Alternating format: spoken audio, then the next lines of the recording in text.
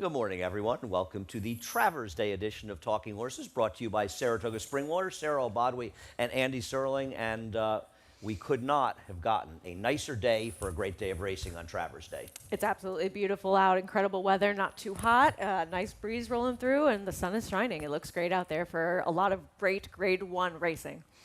And a lot to talk about, 14 races to talk about, so we will get right to work. Head over to Naira Bets. You're not a member of Naira Bets?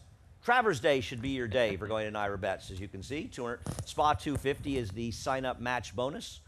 And NairaBets.com will match the $250 of your initial deposit. Check out track stats when you're over there as well. We also have a massive $50,000 giveaway throughout the day on Money Multi-Race Bets. If you check out, how are we doing, guys? There we go. Travers hitting splits. Check out, find out what they are. Go to NairaBets.com for more information. We have a cross-country pick 5. There we go. Saratoga and Monmouth for at Saratoga, but also the sorority at Monmouth Park. And last but not least, we are on from 11 to 1:30 on FS2. We are on from 1:30 to 3 on FS1, and then we'll be on Big Fox from 3 to 6:30, going through the Travers Stakes, all the action excluding race number 14, which of course you can always watch on Naira Bets. Race number 1 starts out with a horse that is developing quite a reputation in geopolitics for finding horses to beat her, as she is 5 starts, favored in every single one of them, 3 times odds on, and she's 0 for 5. She was on a rail that was good last time, but I think she may have finally found herself in a field that she's just going to have a hard time looking over her shoulder for somebody coming, unless you think Empire Magic is going to improve on her debut and massively improve on her second start. I'm not trying to beat her, but I guess I wouldn't blame somebody for looking elsewhere. I'm just not really interested in a horse at a short price that has finished second consecutively so many times. Yes, she's improved. Yes, this might be one of the softer fields that she's faced overall in comparison to the last one as well, but I just can't take a horse at a super short price that has shown us the propensity to finish second, and just wanted to look in some sort of different direction.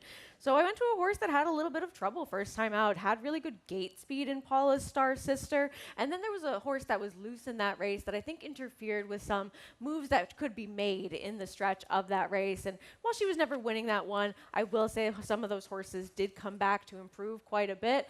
Cruise to Catalina, the winner, returned to finish second. A couple of others improved in their next start as well, and a couple of next out winners too. So that's the other direction I want to go in. I don't blame anyone for thinking today's the day with geopolitics, but for me, I wanted to go somewhere else. All right, race number 2 at 1 mile and a 16th, and we'll open up with Green Light, a horse that had started his career out, and on the turf, and looked really exciting. Went up at 4 to 5 in a stake race 2 back against some pretty nice horses, and disappointed. And then last time out, the race looking at Ellis, got about as ridiculous a ride as you could possibly get in there, being 3 to 4 wide around the racetrack after breaking a step slow. And it really ran a race, I think, that's sort of remarkable that he was only beaten 3+ lengths.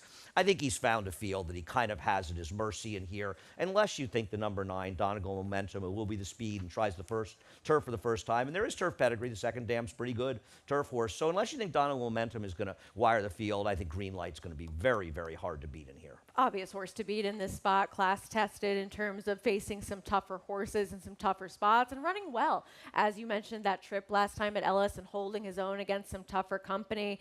As far as the horse that I end up going with on top, Cinderblock, Green Light ran so much better than him at the time that they met at Keeneland, but I think that Cinderblock, with the tactics they used last time of showing some more speed. Last time on the turf, yes, where he was able to secure the front end and actually continue on with that instead of being a little bit off the pace or sitting in that stalking position.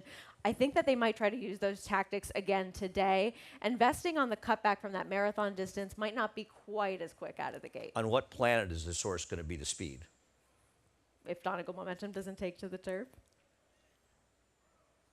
Okay, I don't see it, but good luck. I think we want to talk a little bit about the Tiafara race that horses are coming out of, and I think maybe, is he the only one left with Main Beach coming out of? I didn't like that race. I thought Tiafara had a very good trip. We both left this horse out. I know he finished 3rd. Looking at it, the winner had a rough trip and still was able to win. I think there's a couple of other logical horses in here. One of them is Spirit Prince, who I think will appreciate the cutback in distance. Asking a 1 mile and 3/8 in this race at Delaware was just too much. And he's been pretty good. I know Army officer disappointed at way over bet in the Hall of Fame. But nonetheless, I still think this is a horse that just makes logical sense in here. I don't know if he's as good as the favorite, but I think he's a very logical other horse. And we talk often about the step forward from 2 to 3 if horses really have that natural improvement, natural progression. And I think with some of the numbers that he's run, you can tell that he has taken a bit of a step forward.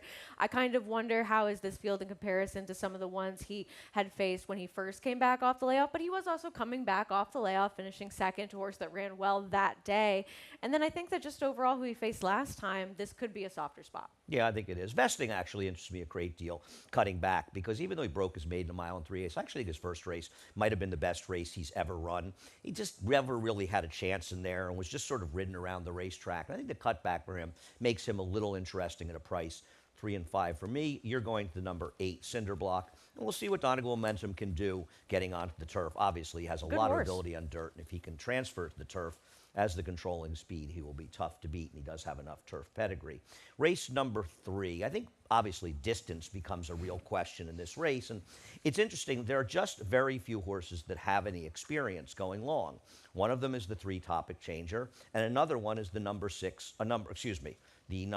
1, Lord Frinchier. We'll go back to a 1.5 mile race at Laurel where he finished a decent second. The problem is he likes to finish second with 1 win and 24 starts in 8 seconds. But I do think at the distance you have to consider him at least a contender for a piece. And who knows, maybe today nobody will show up to run against him, though it seems a little dubious. Having that edge in terms of having the experience, at least knowing that he can go a little bit further and at least hit the board is always in his favor. But he just doesn't have that propensity to win, and it's not like he's going to be a big price today either.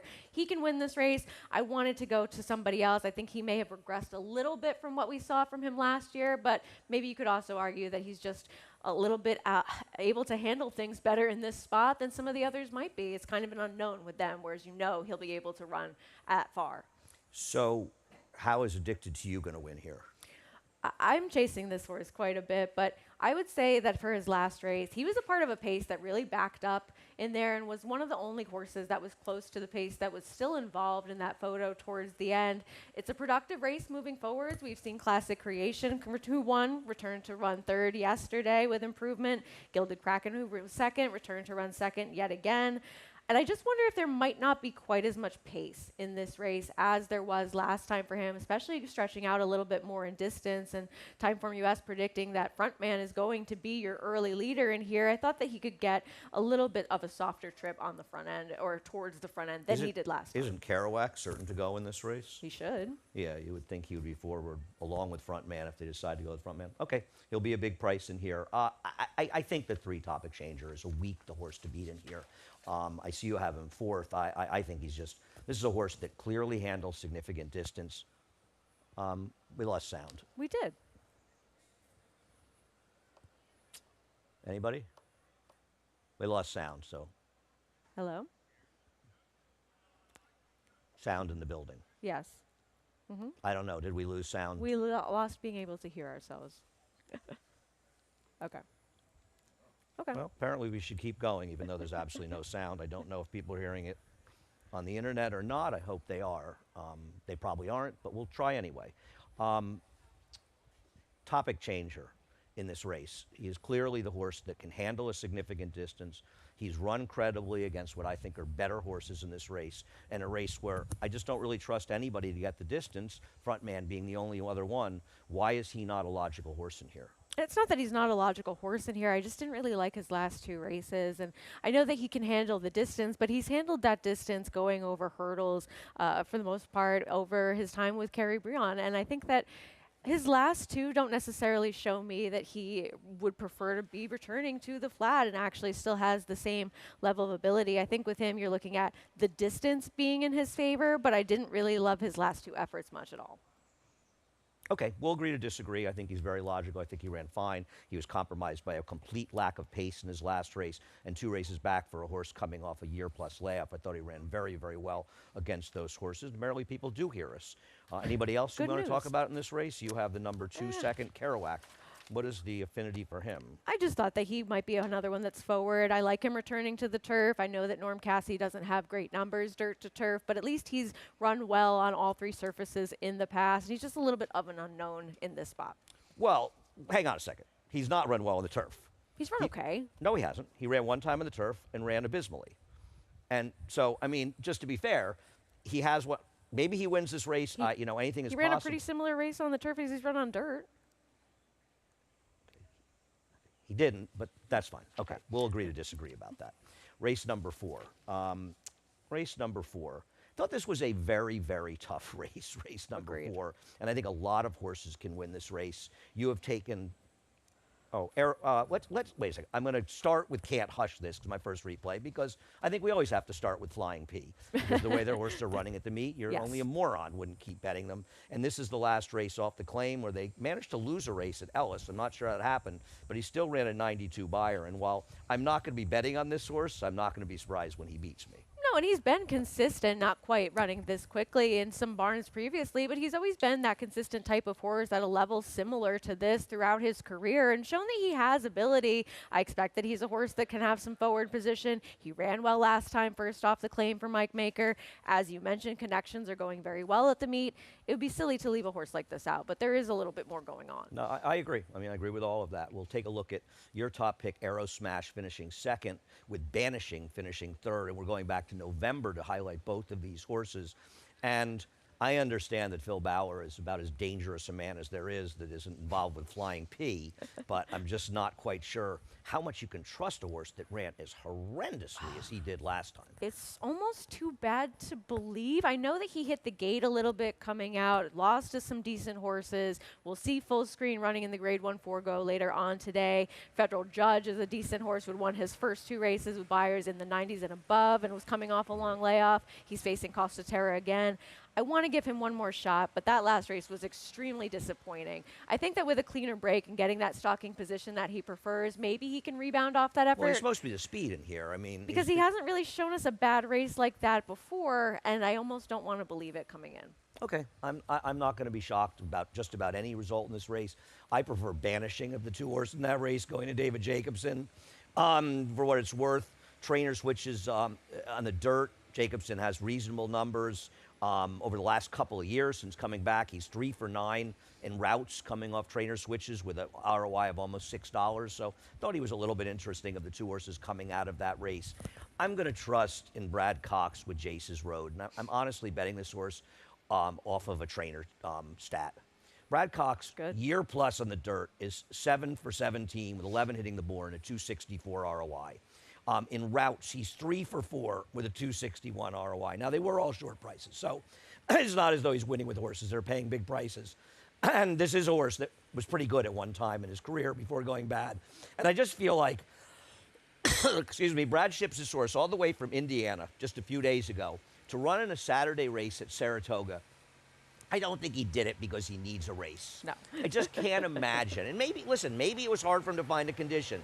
He couldn't find a non-winners of 2 anywhere. Sure. It seems a little bit dubious. And I just feel like a guy like Brad, who's done as well in these spots, as great a trainer as he is, he ain't shipping this horse to get some air. So in this race where I was befuddled by horses and looking at a lot of different horses in here, and I'm not going to knock the chance of just about anybody in here, I thought I'd take a shot and sort of trust in Brad. He makes a lot of sense, and really maybe you could make the argument, depending on what he does today, that he ends up being the best horse in this race based on his 3-year-old form if he takes a step forward. He's got to take a step forward. We'll see what happens in race number 4. Race number 5, well, it's unlikely, at least to me, if you had an idea of to beat this horse, bring the band home. And here he is beating XY Speed, who went on a tear, and frankly, had we been able to run the Troy on the turf, he's a horse that had a chance to strut his stuff against Cogburn because he's been in amazing form. You can see he beat him last time, but this is actually him. This is him finishing second, excuse me. Prior to that, he beat him, and I think he's the speed of the speed in this race, especially with the 2 scratch and the 10 scratch. And I'm not trying to beat a horse for a trainer. His horse has been running all meet. After the scratches, I was taking a little shot against him, but I'm left with absolutely nobody. Almost all my picks scratched here. Yeah, I had an idea about somebody. I ended up leaving them on top, but he is so much so the horse to beat. I don't blame anybody for singling and having that be it in this race. And Filo de Ariana did come back and run very well to win at Woodbine yesterday as well. It's a productive race moving forwards. He's quick. He's going to be in front in here. I just didn't want to take a super short price on an entry that also has Irider Ortiz Jr. riding one of the horses as well, but he's the likeliest winner of this race. All right, talk about your top pick, the 7, Mischievous Angel. In comparison to some of the others outside of your favorite, I think that he's a little bit more underexposed than some of the others in here. He ran well off the layoff to win that race, coming back after trying the Hall of Fame last year. I thought that he ran okay as the favorite against some decent horses last time. Boats a Rockin', Run Curtis Run, both maybe the How's higher Run level. Curtis run since that race? How's Boats a Rocket run since that race? But they're both kind of stakes quality horses. They both going run in. badly in subsequent starts. I mean, I just want to at least get that out there. Sure, they have that's run fine. badly. But Okay. in the past, they have both been stakes quality But since horses. that race, they've run badly. I mean, I think that's an important point we should at least get out there, right? Yes, it's important to say that. But I mean, isn't that fair? no, it's fine. But Yeah. it's not like they've never run good races. I know, but since that race, I they've run understand. bad. We can sit around and sort of get the performance horses to evolve based on our opinions, but I think it's important to note that while they have run well in the past, they've run poorly since that start, particularly Run Curtis Run, who's Yeah. been a short price. He is I agree. I think he's completely exposed. I think this horse has totally dropped his pants. You think I so? think he's just too slow, and he's the second choice on the board. We disagree. That's fine. I'm scratching him for fourth, and I may be wrong and you may be right, but But who I else do think you he's want totally here? exposed. Well, really? Jeez, I don't know. I mean, You want running. horses that are either off form or don't win or haven't been facing company. I'm that- sorry. Running with Scissors is off form. I didn't say he was. I picked him third. I'm saying You a just horse said who that- else do you want here? Vacation the others Dance, Are, okay, once again, Fauci. No. you asked me who else I want here, so I'm Okay, going to so finish. you want Running with Scissors. Running with Scissors. I mean, I know he knocked a horse over last time and was disqualified legitimately in there. Having said that, despite knocking a horse over, he still ran Yeah, pretty no, he well. ran well. He's And been in he's very so good versatile, form. too. Right, and he's run well sprinting, so I don't see why he's not perfectly logical. He's frankly a faster horse than Mischievous Angel, who is a shorter price on the morning line. And I mean, do I trust Midday Image for David Jacobson? Of course not, but He's run some good his races. last race was pretty good against pretty good horses in Super Quest and Hour Shot, horses that would be serious contenders here. So I do think they're both viable. Now, they're both bigger priced than your horse in the morning line. They may end up being shorter, though David's almost never wrong in these situations. So I do prefer those horses to Mischievous Angel. But we disagree. It's fine. Anywhere else we want to go? Anybody else left that's not scratched? No, I mean, I think this race had a lot more depth to it earlier on, but with what's left, I think 26 Black isn't impossible either. I know that he's facing open company, but he's done well with doing that in the past. He's so improved. He's decent. This is a big step forward for him, but you're right, he has improved. Race number 6 at 1.16 on the turf. I don't know about you, Sarah, but I just didn't have that much to go on in this race. Did you have something more clever than me? You picked the horse I have second, Thunder Roll. So not really. There's turf pedigree with Thunder Roll. This horse has the experience. Took maybe a little bit money on debut. Really did not do much running in that effort. But I think that that's going to be a decent race moving forwards on the dirt. Sandman seems like a decent horse. The Have to She Can't Sing. Innovators had that experience as well. Aviator Guy ran a decent race. I think that now switching over to the turf, getting a little bit more ground to work with, this is maybe what this horse wants to do, quite a bit more than that last start. I like that they got the race into this one for that experience, for that fitness, and now switching over to maybe a preferable surface and distance. Yeah, no, I saw the same things as you. Bill Moss had a quiet, not that quietly, did win the Whitney, but some ways you haven't noticed that Bill's won as many races as he has, or at least I hadn't noticed. Not only that, they're performing well at the top with Yes. 12 seconds as well. So, over a third of his horses are running 1-2. And this is for Bill, who's never going to be a 25% trainer. He's just not that guy because he doesn't have an issue running horses that are over their heads in spots and taking shots. So when Which Bill Mott's everyone should winning, at 20%, you kind of notice that that he's really doing well. And I mean this is a compliment to Bill. He's just not one of these guys that's thinking about his He's not percentage. dropping to He's win in the thinking, same yeah, way. he's thinking about trying to win races and not worrying about his percentage. The horses that come out of the Without Caution race, and Without Caution I believe is running in the With Anticipation on Thursday, I don't know. I thought Hands of Time, I know you've got her second, I've got her third, but him second, excuse me. I wish he did a little more running. I thought he I had a do very too. soft trip in there. I thought so as well. I think that the big horse that didn't get into this race is States Rights. No question. The also eligible, who would have been a horse that I think many would have That'd be the used in favorite, here, and I would have picked second had this one gotten into the race. But Hands of Time took money on debut. I wish this horse did a little more running as well, but I think that that's a race that will prove to be a decent one moving forwards, at least for the 2-year-olds routing on the turf. And with just so much unknown and not really a lot to go on with a lot of these other horses in terms of either pedigree or workouts or trainer stats, I just wanted horses that had some experience. No, I listen, in these kind of races, it certainly matters, and unless the horses, though honestly, a first-time starter, I mean, you do have and in still regard, a homebred for OXO, and still regard did well. I mean, won the Manhattan for Chad Brown and OXO earlier. It's his first crop. I'm gonna sort of go with the. By the way, I love the fact that somebody named a horse Mortal Lock. Yes, it's a great name.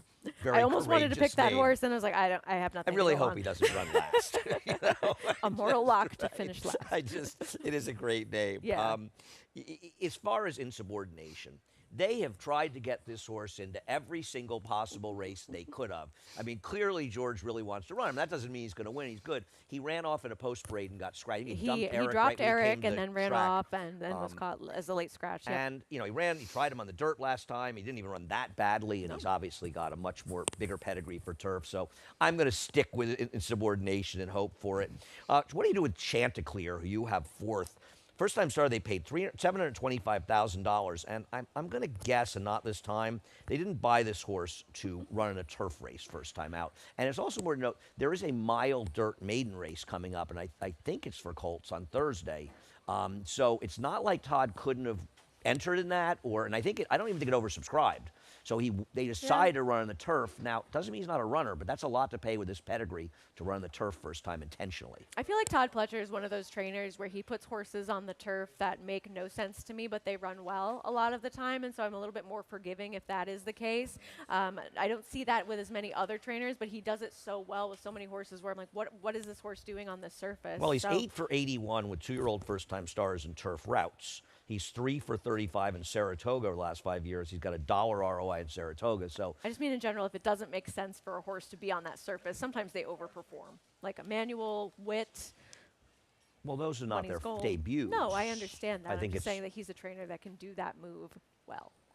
Well, he doesn't do it well first time out. I mean, I understand he can switch horses to the turf, but the first-time starters have poor records. Race number 7, and we'll break after race number 7, the half point of the card. I hear that everybody loves their horse in this race. Do they? No surprise, a Saturday Travers Day maiden race. 2-year-old race? Yeah, I mean, the only reason that fierceness didn't come out of this race was it drew a bigger field. We had a filly race and a colt race.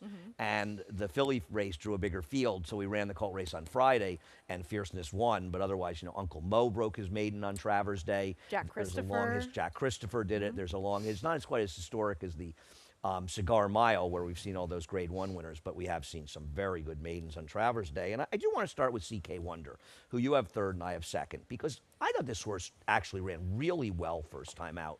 And I want to show just the head on of the start, because it ducks in very badly. I mean, it's kind of a similar start to the one that Unmatched Wisdom had in the Curlin. And despite doing that, he still was able to get up on the front end. And considering how this race was run, and all of the supposed good horses in here that didn't perform that well, but did get a solid figure of the race, I thought this horse ran very well for Dale Roman's first time out, and I don't want to just assume that all these, hot horses are going to beat this horse. I agree, and there was a little bit of an upset in this race with the other Todd Pletcher winning Uncaged, but Sea Vista had quite a bit of pedigree. There was a lot going on in that race in terms of horses that were working extremely well, that had some bigger purchase prices and some bigger pedigrees, and I think that we're going to see that race prove to be one to come back to, that you see horses come out of and improve upon. But I can't get over the Dale Roman stat at Saratoga. This horse makes a lot of sense, and it ran very well despite the pace scenario in that race, but it's just not something he does well. He had very poor stats at the Saratoga track over the past 5 years. I think he's 2 for 60 over the past 5 years. You think Bill Mott doesn't mind running horses in races that's tough to win in? Dale Romans cares less about his win percentage than any trainer ever. In a lot of ways, he probably should be commended for that. You're going to wake up the Danny Gargan day on a barn on a day where he's got the big horse running in the Travers, a deserving favorite if he ends up being one. This horse has absolutely no pedigree whatsoever. But The workouts are so sharp. 2 bullet drills from the gate. This one seems to have that very good gate speed on the work tab, and also has been running well in the morning when not going out of the gate. I liked the OBS work for this one, 21 flat for a quarter. Not all out to get that number, but sort of kept to task. I know that Danny Gargan has been relatively cold this meet. He's 0 for 13 with 2 to hit the board, but if there is a day to wake up, it's today. What do the workout reports say in the source? I don't know. Oh, okay. Okay. But listen, I like the works. listen, anything could happen. We'll see what happens. Other first-time stars, obviously, you've got Todd Pletcher on the rail with an Tip-Top Thomas. $850,000 horse and Freaky. And if you name a horse Freaky, the horse better be able to run, right? And David has this horse at big price in the line, and he has the other one, Tip-Top Thomas, for Jim Backey, is a much, much shorter price, despite his horse costing $160,000. I have not looked at workout reports either. I don't have anything to say, except I picked the horse third.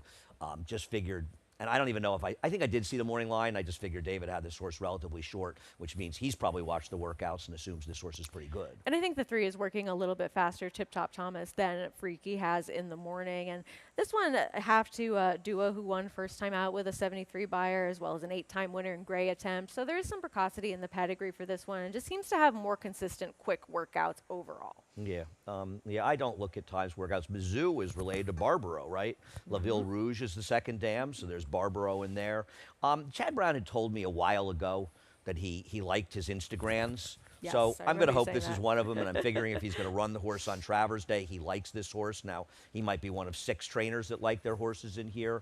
You have the 3 second. Let's see, the 8 in there. Anybody else we want to talk about? Shot in the Dark, who I don't see at all, but he was involved in the pace with CK Wonder, but ran considerably worse. Yeah, I think that the pace scenario really cooked a lot of horses first time out. I can always excuse the first race, and this one having the experience, I think we have some live first-time starters that we're dealing with for sure in this race. But with those unknowns and not knowing, at least this one has some speed. Very good second dam on Sovereignty for Bill Mott. Mushka, Yeah. actually really a nice runner. Now, this one's produced a couple of horses, third foal. One of the foals ran in the 80s, one in the 70s. From a buyer speed figure perspective, so maybe Sovereignty for Bill Mott. Bill Mott has certainly had more than his share of good performances from the Godolphin horses he's had over the last few years. That's the first 7. Sarah and I will be back with the latter half of the card, including, of course, 5 grade 1s. For almost 150 years, the Saratoga name has been synonymous with the finest quality, sustainably sourced spring water available anywhere. Saratoga carries on the rich tradition of its forefathers by crafting each stunning blue glass bottle with the same attention to detail and care that has been its hallmark for generations. Visit SaratogaSpringwater.com today or ask for us by name at your local market or restaurant. Saratoga Spring Water. Make every day exquisite.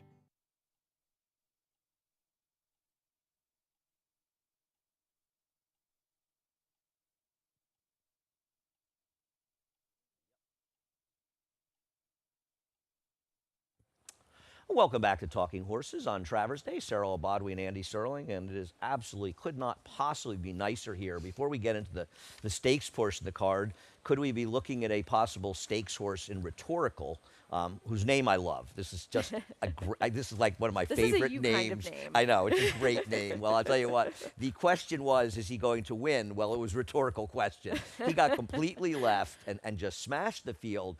It's funny, Andy Beyer texted me, I think the next day, and said, if the pace fractions and final time fractions are accurate for Rhetorical's win, I like him in the arc going forward.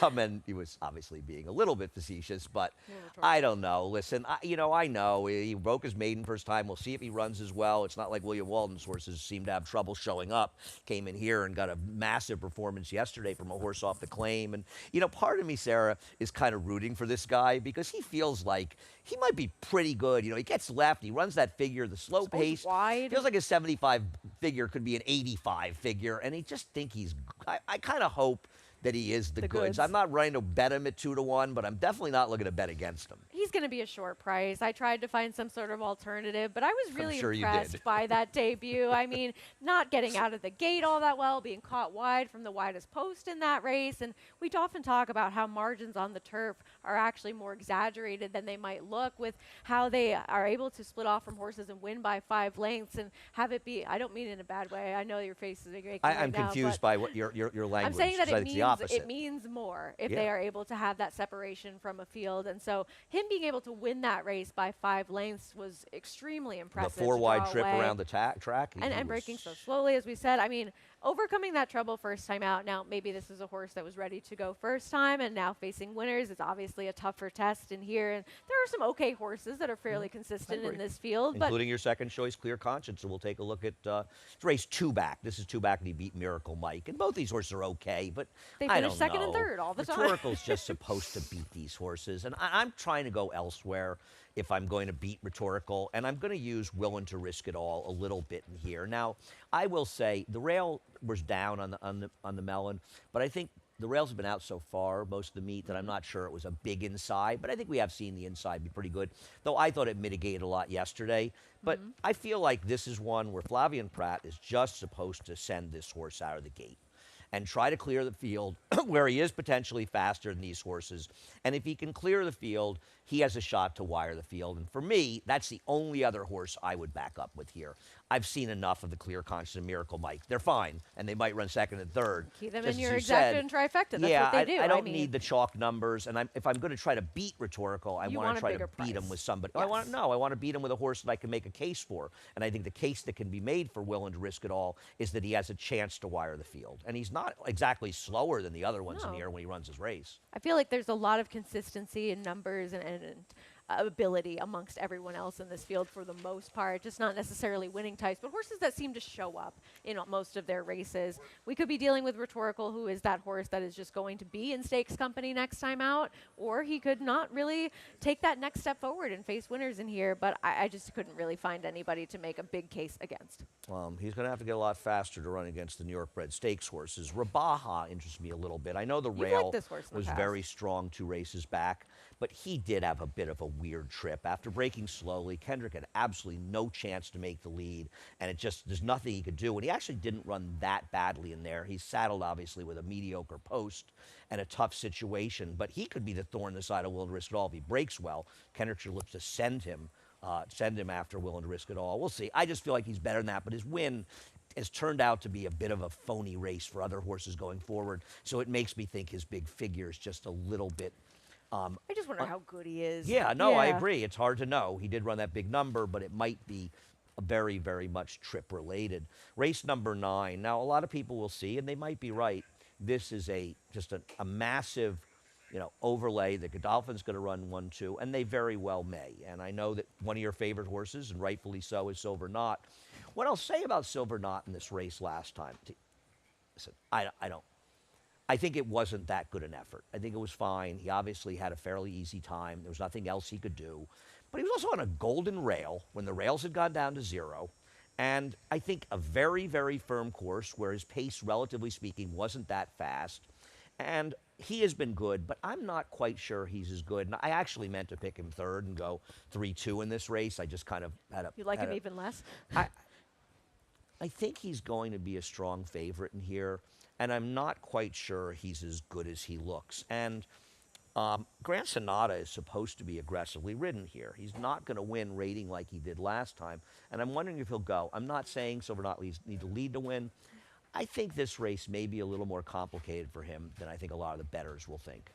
I think that's a fair assessment, and really looking at his last couple of races, he has taken a big step forward this season. He's been good. Absolutely. His race 2 back, I think, was a lot better than his race last time, but agree maybe with it was that. just an uncompetitive public workout in some sense. I think that it was a more competitive race for him 2 back. He got a better number for it, and he had some things to his advantage in that last start as well. But we've seen him able to sit just off the pace, have some forward position, be that tactical type of horse in many of his races in the past. And we've seen some of his races come back with horses that are running well, especially that one 2 back in the Man of War. We saw Nation's Pride come out of there and run well against Measured Time. So I feel like that he is a horse that can be forward, but won't necessarily need to be on the front end to be successful. I like that he's been able to sustain his speed over distances over time.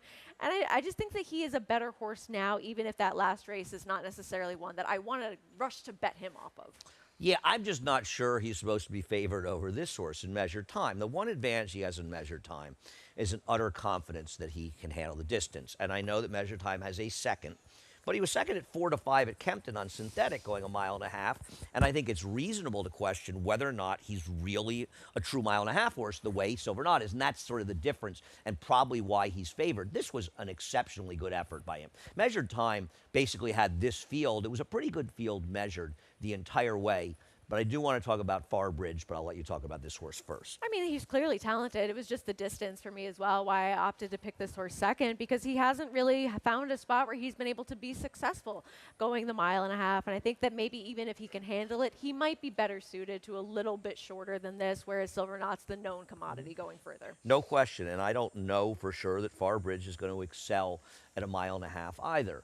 But I know that Farbridge is going to be a square price. He's not going to be 8-1 with the scratches, but he'll still be in the 5-1 range with Godolphin taking the He won't be the first or second significant. choice. Yeah, but he also won't be 3-1. And Farbridge is a very, very good horse, but he's also a very, very quirky good horse. And he's a horse that really wants to run inside of horses as much as he can.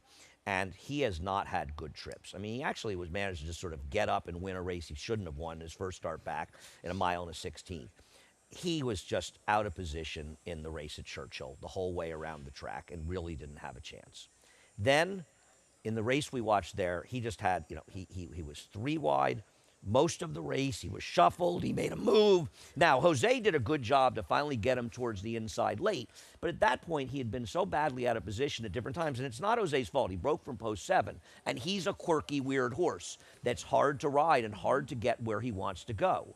And then last time out, and we'll look at his last race because we'll look at Grand Sonata winning it. Well, Grand Sonata was getting maybe the greatest trip you could possibly get in a race because they took the rails down at Monmouth, and the rail was a significant advantage at Monmouth this day. There's Farbridge out in the 3+ path the entire way around the racetrack, having absolutely no chance whatsoever. Because, first of all, you're 3 wide around 3 turns. You're not going to win anyway. It was only 4 wide in the first turn. Sure. And so he's not going to win anyway that trip. And But he knowing doesn't like to close who outside, he right. is, he can't get that position. Now you got a 4-horse field, or 5-horse field, assuming that Pioneering Spirit runs. And he's the slowest of them with the 1 out. And knowing Joel, one thing about Joel, he can sit in the rail and he can bide his time as long as any rider in this game. He's not afraid to come inside of horses. Yep. And knowing how quirky this horse is, he feels like an absolute perfect fit. And you go back, this horse ran incredibly well when Joel rode him, right? Yeah. He didn't even have a great trip Absolutely. against Calic or Kalik in a slow-paced race. And I just feel he's probably not quite good enough to beat them, but I'm not sure that the margin is that significant, and he has not had a fair chance to compete against these. And I feel like today is the first time he has a fair chance, and as a distant third choice, I have to bet a few dollars on him. There are reasons you can explain some of his poorer performances over the last He couple doesn't have of any races. poor performance except last time. Poorer. I mean, in regard to the races that he was running as a 3-year-old, you can make those excuses for him because he is that weird type of horse that really likes to run a certain way, and if he doesn't have things go that way, he doesn't want to run quite as well as we know he can. All right, race number 10, the Ballerina. I believe a seed had a fever and was scratched from this race, and she actually ran her best race last time. Whether or not that was competitive with these is a completely different story. It was a good effort, though. And obviously, Bava is an hour and a half the horse to beat in this race. She's the definitive leader of this division. We'll take a look at the Chicago. Out of the race, the only horse I would use is Chi-Town Lady because she was wide last time against a very, very strong rail. But beating Vava, to me, is not going to be an easy thing to do. Why do you think Positano Sunset, who out of nowhere ran the Big Fig last time, is going to take another step forward for Ian Wilkes? I kind of wonder if she's one of the horses that maybe has taken that step forward before the numbers necessarily tell us that she has, because she's run well against Vava in the past when they've met up. I know that Vava is a much improved horse from the time that she was able to defeat her at Keeneland, but I think that if there is any sort of pace and Vava's making that first move into it, that if anything does come apart in the late stages, Positano Sunset has that closing kick where she could be effective. And she's been consistent overall. I know she had the big breakout number last time, but when she's faced horses like this in the past, she's shown up, especially at the 7 furlong distance. Do I think that she's a very likely winner of this race over Vava? No, but I wanted to take a small shot with her as a horse that at least has defeated her in the past, and the margin was not that far between the two of them last time. All right, she'll be a big price. We'll see what happens. Vava's the one to beat. Like a lot of people, I'm taking a small shot against her to beat her with Scylla. Bill Mott ships this horse out to California and is very, very aggressive with her in a fast-paced race. We can take a look at that race in the Clement Hirsch behind probably the leader of the division in Adair Manor, who's been terrific this year. She had no chance to beat her, and I thought she ran one of her better races. And they come back just 3 weeks later, cutting back in distance. Bill Mott, for what it's worth, turning back from routes to sprints in graded stakes is 8 for 18 over the last 5 years, 12 hitting the board, 415 ROI. But to be fair, it's a stat that's padded by Cody's Wish. So it's not as though, and there's one horse in there that I don't think fits the bill. I think inaccurately they have Elite Power in there. So it's not as though it's a number that stands up, but it is. Regardless, she's a good horse. Done it well. She's a good horse. And to me, I love a turn back. If I'm trying to beat Vava, and I'm not against Vava, but I do think there's enough of a case that can be made for Scylla as the alternative play in here. I'd be surprised if anybody else wins, though I wonder if Sheeta Booty is going to run a little bit in this race, because I think she's improved this year. I just don't think she's good enough. I think she has improved this year. I don't think she's improved enough to defeat this field. Yeah, I agree. I do think Chi-Town Lady's going to run okay. She was way against the track last time. But it's nice to see Vava here because she really has been just exceptional for Cherie DeVoe, who has a real chance to win back-to-back Grade 1s today. Dirt races, as a matter of fact, going into the Forego. And I think the conversation in the Forego is going to center around what you're doing with Milliken. And I was talking to David about this, and listen, once again, David's usually right. And the scratch of the 5 takes out a player in here.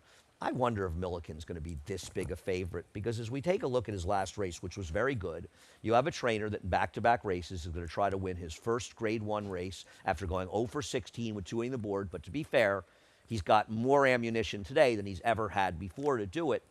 I just don't know that Milliken in his entire career has done enough that I want to take a super short price on him here.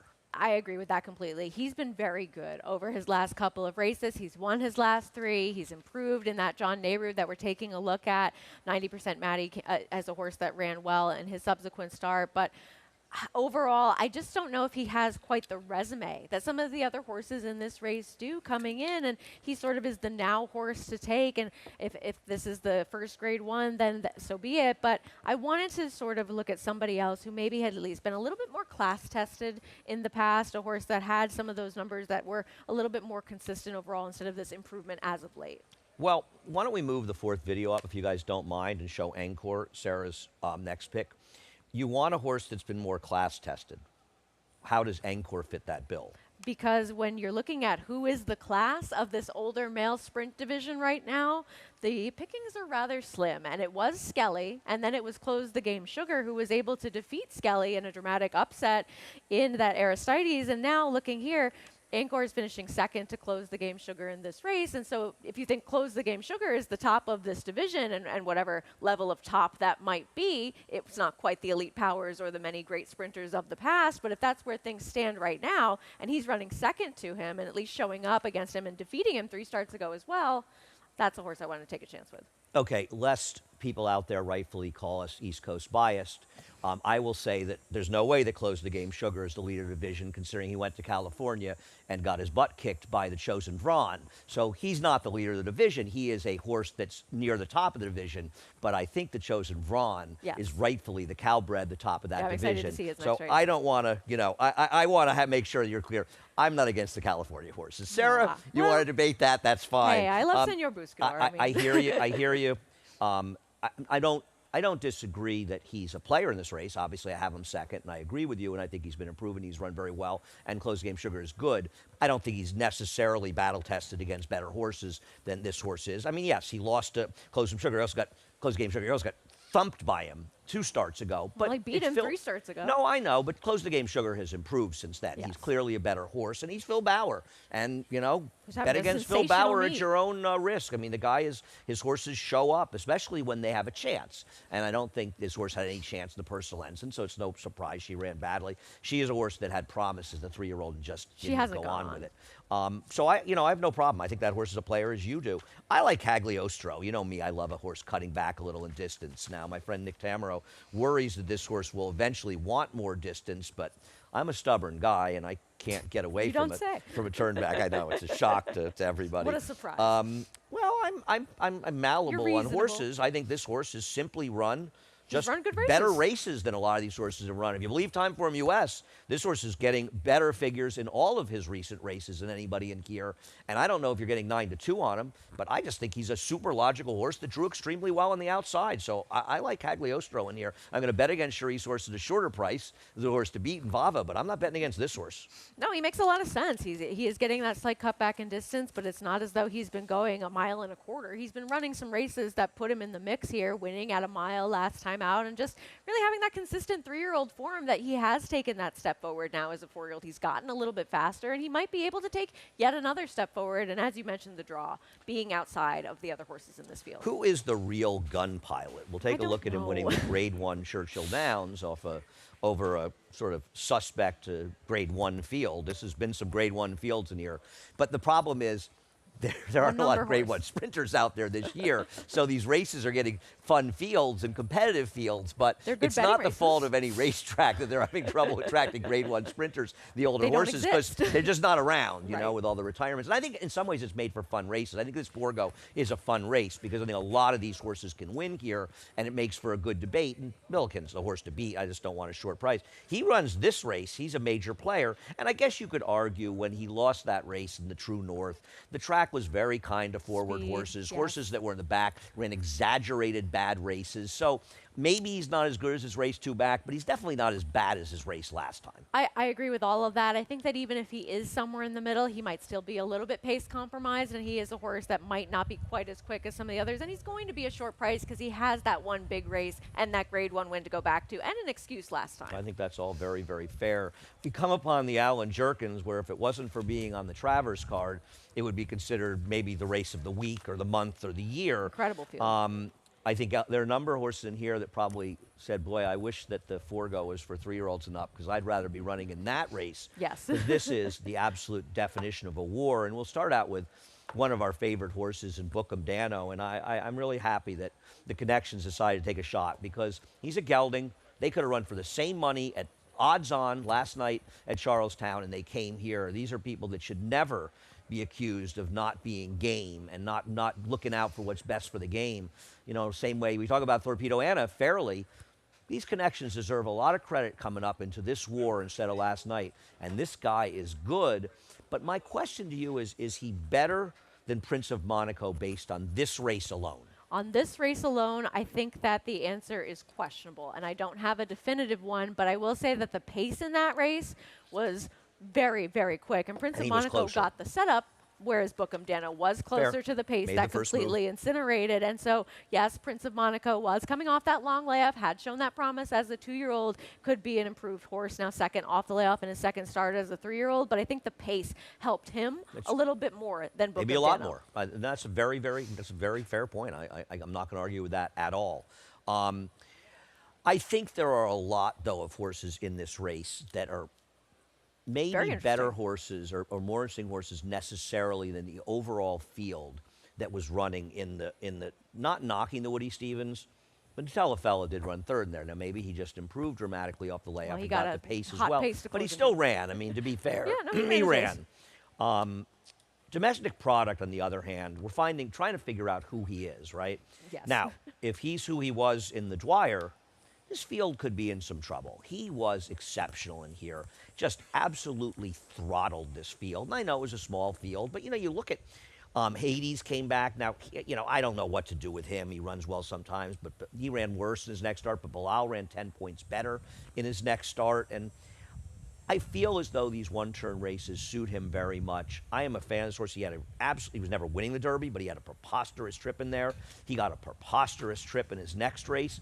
And I wonder if he's just a horse that wants one-turn races, and I like domestic product in the Alan Jerkins. I think he's the horse to beat.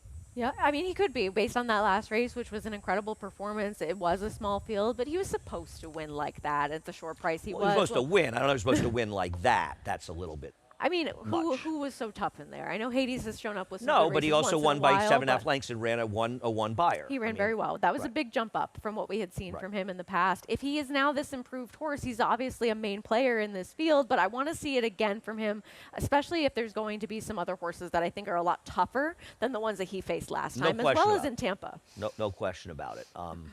I think he's finding what he wants to do. But you're right, it is a much tougher race, including World Record, who probably has the speed along with Little Nye, who we should talk about after this as well. My problem with World Record is that he did this riding the goldest of gold rails. And so I think this performance is a bit dressed up. And he's also in much tougher horses. And if I'm going to take a horse out of this race, I'm going to take Jefferson Street, who was doomed to chase outside against the bias in this race. And so people look and say, look, he ran 15 buyer points worse. That 102 must have been phony. No, his 102 wasn't phony. His last race is better than it looks. And people are going to jump ship on Jefferson Street. And had he won that race, and obviously he didn't, so it's sort of a moot point, he could be the co-favorite in this race. And if he's going to be 12-1, I want to get Jefferson Street into the number in here. I think he's very interesting. I'd rather him over World Record, and I think that Jefferson Street had that big one number 2 starts back when he was maybe helped a little bit by the racetrack in that start, but last time out very much so against it. So I think he's a horse that's in between those 2 numbers, and that puts him somewhere in the game in this race, especially at a bigger price today. Yeah, and Little Nye shouldn't be completely ignored because it's going to be a giant price in here, and he gave Bookham Dano last time everything he could possibly want, and he draws very well on the far outside in this race. Yeah, he's not impossible. A horse that clearly has been improving over his last couple of starts, and I know Bookham Dano had a weird trip in that race at Monmouth and the Jersey Shore, but he almost beat him fair and square, and I think that maybe, Connection's thinking about what to do with Bookham Dano next and thinking about the 2 options that they had, Charlestown or here, maybe seeing that performance and that narrow win last time, they thought we should evaluate our options about where to go, but I think that overall, he's a better horse than that last race shows. Bookham Dano. It's the highest speed figure he's ever run based Just on by buyer margin. and time. But it is, and I you say know. he's better. Now, he may improve with time, but there's nothing wrong with his win. His win last time was arguably the best race that he ever ran. So, maybe the Saudi Derby where he lost Forever Young, but That was incredible. I'm gonna say he just ran terrific last time, and he ran to a good horse, Little Nye, who I think is not going to be respected at the windows in this race. Now, it's a hard race to do it. Frankly, at 10-1, he probably is respected. And then there's Timberlake. What do you do with him? Well, I'm going to show his Champagne win because I think these one-turn races suit him perfectly. And, considering the field he ran with in the Haskell, it wasn't a bad effort by him at all coming off the layoff. And are you going to be shocked if this guy, who was running a 93 buyers and 90s buyers back then, getting to a distance that may fit him like a glove, can run a 103 buyer today or something and win this race? I think he's a massively possible winner of this race. I put him 5th, but I could have put him higher. I had heard he wasn't going to run, but apparently he is, and I'm glad he is. I think he can win this race. I think so too, and I think when we were considering if Bookham Dano was going to go in a different spot, he was going to be my top pick originally in this race because he'd be a little bit more forward than Prince of Monaco, but now he's relegated to 3rd, and there was some talk of him cutting back in distance following the Arkansas Derby, and then they went to the Haskell with him instead off that little bit of a layoff, and I think he ran very well in that race to finish 3rd behind horses that one will see take on the Travers later, another one sidelined for now, but very talented and ran 2nd in that Belmont Stakes here at Saratoga. So I think that he is a horse that we haven't quite found exactly what he wants to do yet, but we know he has ability. We know he's quick, and he has a little bit more tactical speed than some of the others in here. It's an acid test for Vetriano in this race, but he's a horse can be forward He's for been Brad. impressive. And he's been impressive. These are much tougher. And then there's Speakeasy. I feel a little bit with Speakeasy, and I'm not saying he doesn't deserve a chance in here. They're rushing him along a little bit because they're wondering how sound he's going to stay. I could be totally wrong. But this is a horse that got loose in the post parade, and the Fountain of Youth is the favorite against Dornick. And we didn't see him again for 5 months. He was good in here. He ran very well in a fast race. Mariachi came back and won yesterday, and the figures weren't out this morning, but it seemed like a reasonably fast race. He actually went faster than the 2-year-old maiden in the first race, who looks like the second coming of Hindu. And this is a very tough spot, but to deny this horse's talent, he has ability. I think would be foolish. This guy is good. He is. He's one that I think is just going to take money based on connections and the fast numbers that he's run in his first 2 starts, as well as the intention. Well, he's 8-to-1 morning line. I don't know. You say they're all going to take some money. If you like him, he's going to pay a fair price in here. I don't want to bet him, but he's not like he's going to pay $9. Yeah, no, that's a good point. Yeah, I agree. He's interesting, but I think he's a little untested.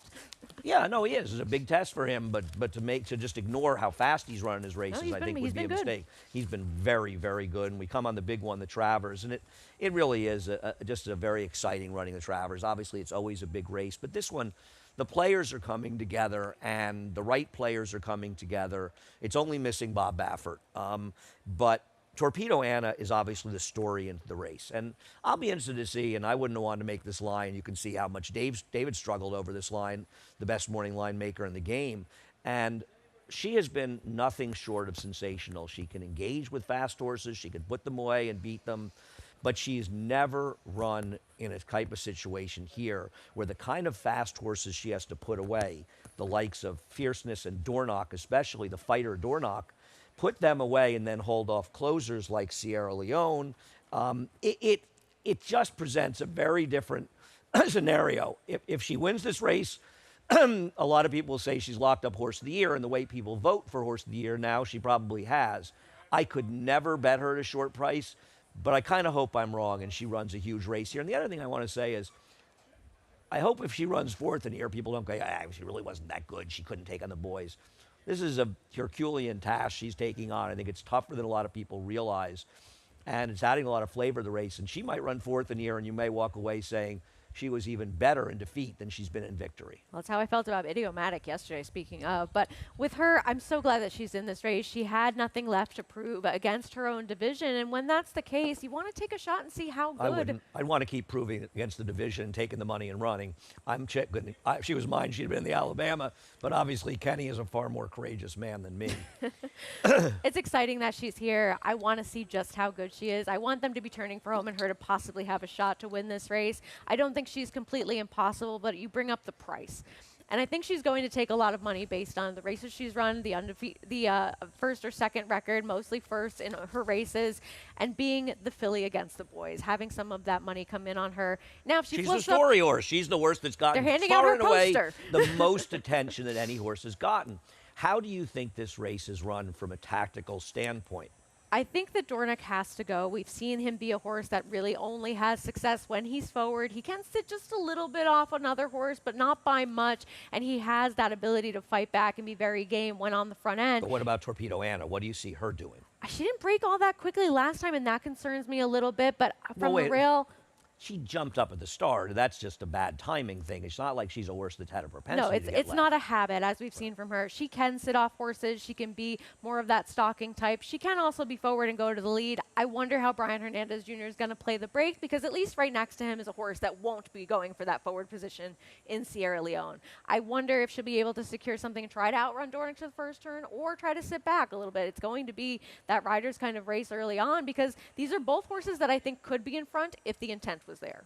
I think you'll see her forward in this race. I'll be surprised she didn't. It's the way they've ridden her. It's the way she's run successfully. I'm not saying she's going to be in a brutal battle 3 ways, and I think you'll see Fierceness on the outside. And I think Batten Down could also be very forward in this race as well, so we'll see what happens. Now, as far as Dornoch, who I agree with David, I think he should be favored in this race, and I believe of the major players, 3-year-old. He is, certainly of the forwardly placed horses, he's the leader of the division at this point, whether you think he'd be favored or not. But he is about as game a horse as you will find on the racetrack. He's really been sensational when they've allowed him to do what he wants to do, which is to establish that early position in his races. And yes, maybe his Belmont Stakes was helped by a racetrack that was kind to horses that were a little bit more forward, but he's shown in the past that he can engage in a battle with other horses and keep fighting, and he showed it again in that Haskell to defeat Mindframe once again, and he just keeps on going. He's been so impressive over his last couple of starts, and when he's been taken out of his game, that's when he hasn't shown up. When he's been allowed to do what he wants to do, he has always been right there. No, I agree, and there's no question they're going. I mean, he is the most definitively going And horse he's in won this it race. a mile at And- a and- mile and a quarter at Saratoga, which Yeah. we've never seen before. Right, you're never going to see a horse come in the trap. Well, in a great estate. I Right, mean, I in the imagine mile and Travers. quarter horses have run in the horses run in Saratoga in a mile and quarter. But regardless of that, he's good.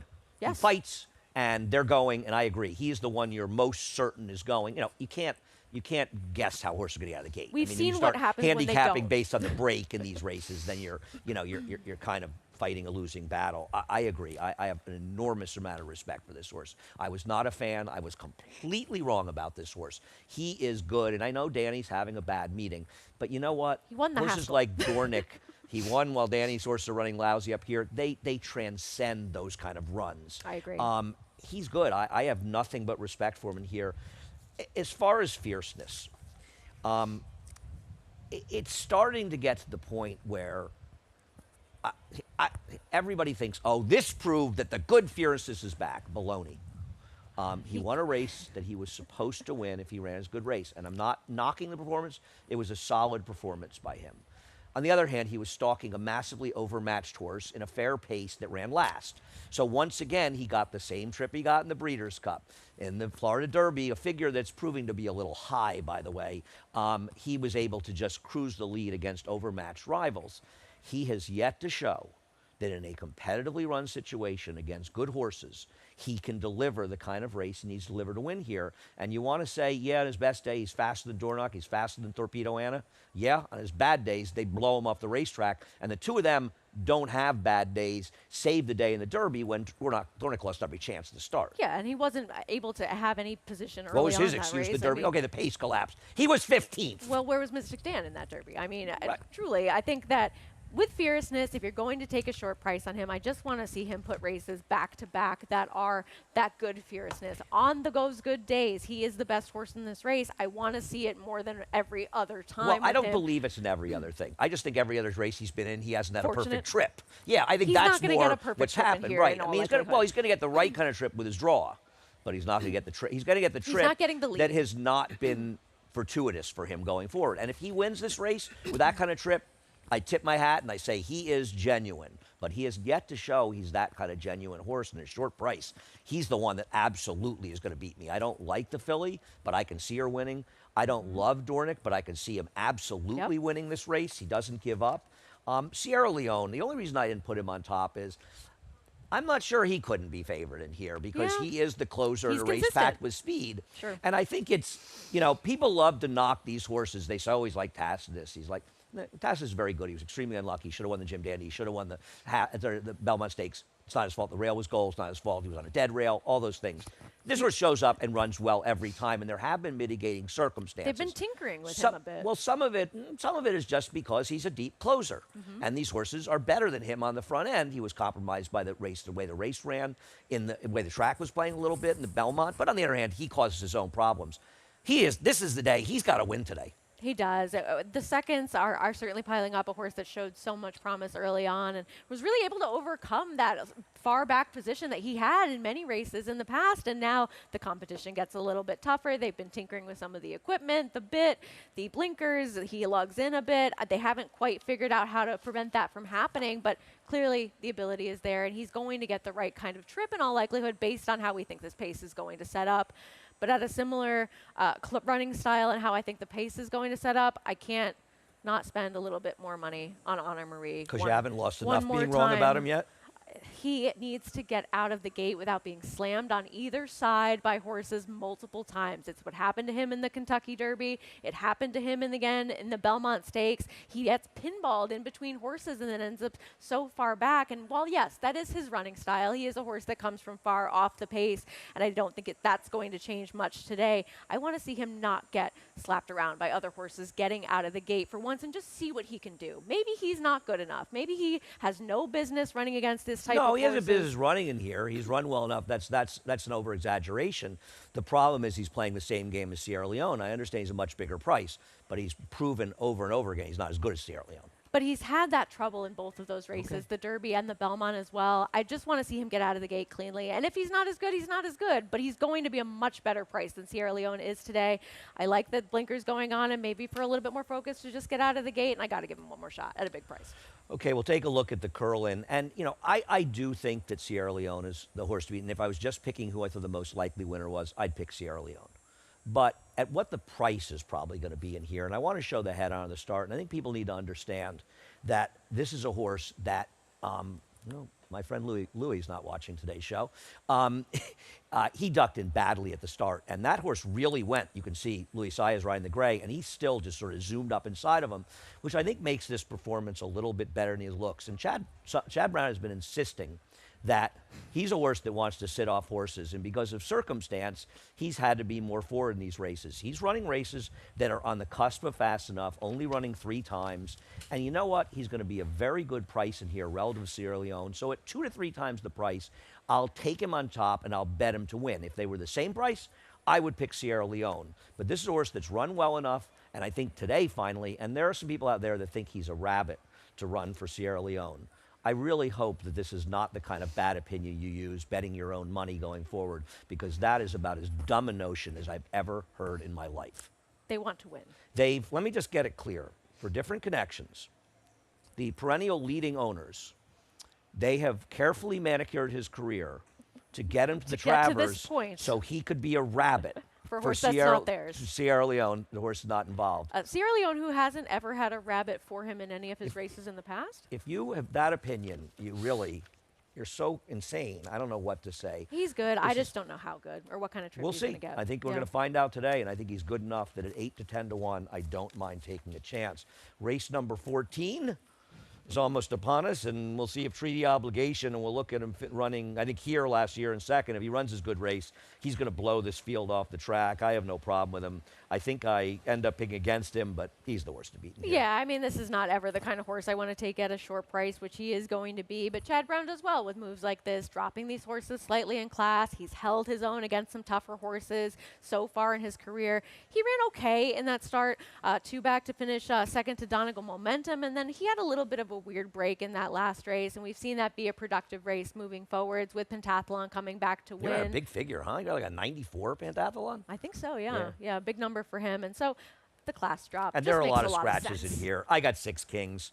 Trying to remember why I picked 6 kings. I wanted an alternative. He cuts back a little bit from his last dirt race. And, you know, I want to give my friend Jordan Wyckoff a break here. He felt like the other horse to me in this race. I just didn't want anybody else. 6 and 8s for me to close out the Travers card. I don't know about you. I'm exhausted. I'm going home, going back to bed. Not like we have anything else to do today, right? No, it's a fun day. And if you don't get a little bit of energy from Travers Day, then I don't know where you're going to get it. Once again, Sarah, thank you so much. As always, it's an incredible day of racing ahead of us. Just looking forward to a great day, a beautiful day here. If you're not at Saratoga, we hope you catch our racing on Fox. But, of course, you can also, if you're here, have a great day. It's going to be a fun one at Naira Bets, where you should be heading over if you're not a member. Use the promo code SPA. $250, and we will match $250 of your initial deposit. We have track stats. Check them out when you're there as well. We also have, and check these out at Naira Bets, get specifics, $50,000 worth of Travers hitting splits on today's card. We have a cross-country pick 5, 4 from here, all grade 1s, and the sorority at Monmouth, a race that was won by Ruffian, and the race that before she won the spin-away. And we're on Fox from 11 to 1:30 on, FS2, 1:30 to 3 on FS1, and then all the big ones on Big Fox from 3 to 6:30. Thanks again, Sarah. Frank Miramati's got a big day ahead of him. He is up next with a reprise of today's Scratches and Changes. Enjoy Travers Day in Saratoga. For almost 150 years, the Saratoga name has been synonymous with the finest quality, sustainably sourced spring water available anywhere. Saratoga carries on the rich tradition of its forefathers by crafting each stunning blue glass bottle with the same attention to detail and care that has been its hallmark for generations. Visit SaratogaSpringwater.com today or ask for us by name at your local market or restaurant. Saratoga Spring Water. Make every day exquisite.